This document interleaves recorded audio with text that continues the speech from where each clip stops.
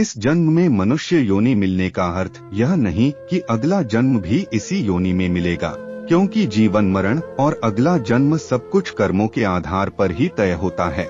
लेकिन कई बार गलत कार्य करने वाले यह सोचते हैं कि कोई उन्हें देख नहीं रहा है, तो क्या समस्या है। इसी आधार पर कई बार लोग दूसरों को हानि पहुंचाते हैं, कभी बेवजह किसी की हत्या कर देते हैं, तो कभी चोरी डकैती या फिर अपनों के साथ धोखाधड़ी। लेकिन क्या आप जानते हैं कि इन सारे कर्मों के गंभीर परिणाम हो सकते हैं। इनके आधार पर सियार, गिद्ध, सांप, गधा और कौंच योनि में जन्म मिल सकता है। तो कर्म के आधार पर कौन से कर्म से कौन सी योनि मिलती है, आइए जानते हैं।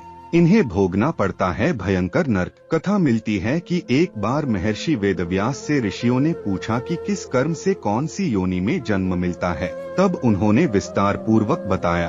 वेदव्यास जी ने बताया कि जो भी व्यक्ति पराई स्त्री के साथ संबंध बनाता है, उसे भयानक नरक भोगना पड़ता है। इसके बाद एक अलग अलग योनियों में भटकना पड़ता है।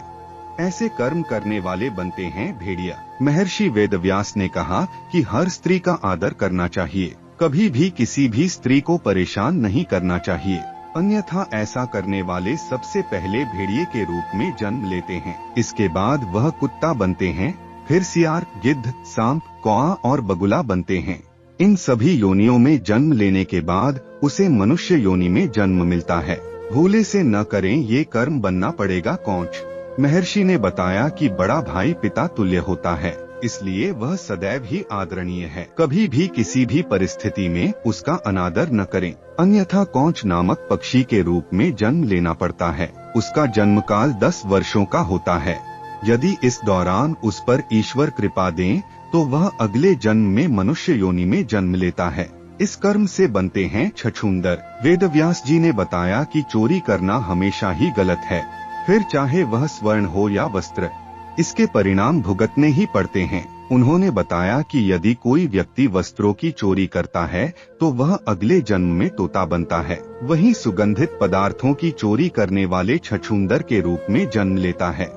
इसलिए कैसी भी परिस्थिति हो, लेकिन चोरी करने से सदैव ही बचना चाहिए। ऐसे कर्म करने वाले बनते हैं गधे। महर्षि ने बताया कि यदि कोई व्यक्ति किसी का कत्ल करता है तो यह जघन्य अपराध की श्रेणी में आता है। ऐसा कर्म करने वाला अगले जन्म में गधा बनता है। लेकिन यदि वह जिस शस्त्र से हत्या करता है उसी से उसकी भी हत्या हो जाए तो उसे मृग योनि मिलती है। इसके बाद वह मछली, कुत्ता और बाघ बनता है। लेकिन इन योनियों में भ्रमण करने के बाद वह मनुष्य योनि में जन्म लेता है।